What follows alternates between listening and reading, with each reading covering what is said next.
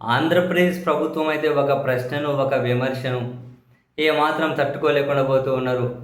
మరీ ముఖ్యంగా పాలక వర్గంలో ఓ కీలక వ్యక్తి అయితే ఒక రకంగా చెప్పాలంటే అసూయ, ద్వేషంతోనే ఆయన ఎప్పుడు రగులుతూ ఉన్నట్లుగా అనిపిస్తూ ఉంటది. ఆయన బాడీ లాంగ్వేజ్ అయినా, ఆయన మాటలైనా ఏవైనా పరిశీలించి.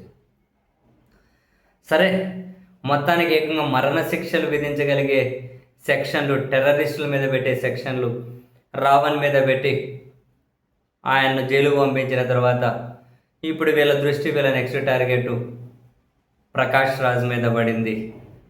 స్వయాన జనసేన పార్టీకి సంబంధించిన మంత్రి కందుల దుర్గేష్ గారు ఆయన అండ్ తర్వాత జనసేన క్యాడరు నాయకులు సోషల్ మీడియాలో మాట్లాడుతున్న మాటలైనా ఈ విషయం చాలా స్పష్టంగా వాళ్ళ టార్గెట్ అర్థమవుతుంది.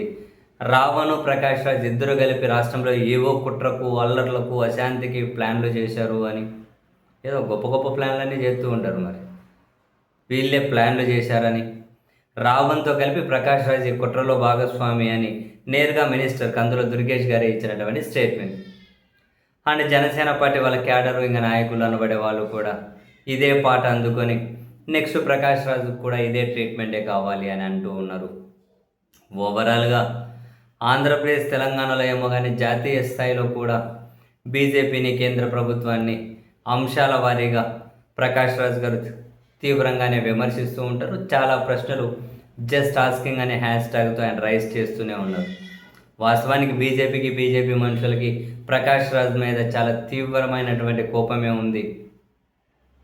బట్ బహుశా వాళ్ళకి జాతీయ వ్యాప్తంగా ఉన్న కోపాన్ని ఆంధ్రప్రదేశ్ రాష్ట్రంలో నుంచి ఇక్కడ కూడా కుళ్ళు అసూయత రగిలిపోయే కొన్ని వర్గాల నుంచి ఏవైనా ఒక సెక్షన్ ఆఫ్ పీపుల్ నుంచి ఏవైనా ప్రకాష్ రాజ్ని టార్గెట్ చేయించి సో దట్ ఇక్కడ వ్యవస్థలను, పోలీసులను వాడుకొని ప్రకాష్ రాజు నిజంగా ఏమైనా ఫిక్స్ చేయబోతూ ఉన్నారా? ఆ దిశగా ఏవైనా ప్రణాళికలు వీళ్ళు బ్లూ ప్రింట్ రెడీ చేసుకుంటూ ఉన్నారా? ఎందుకంటే ఏదో ఒక టీం 4 గోడల మధ్య కూర్చొని ఎట్లా చేయాలన్నది ఏదో మొత్తం వ్యవస్థల వాళ్ళే, పోలీసులు వాళ్ళే ఏదనుకుంటే అది చేసేస్తారు. కాబట్టి ఏదో జస్ట్ పేపర్ల మీద ప్లాన్ రాసుకొని ఎగ్జిక్యూట్ చేసినట్లే ఉంటుంది. బహుశా ప్రకాష్ రాజ్ విషయంలో కూడా అలాంటి ప్లాన్లు ఏమైనా ఎగ్జిక్యూట్ చేయబోతున్నారా? నెక్స్ట్ టార్గెట్ అయితే ప్రకాష్ రాజును ఫిక్స్ చేసుకున్నారు.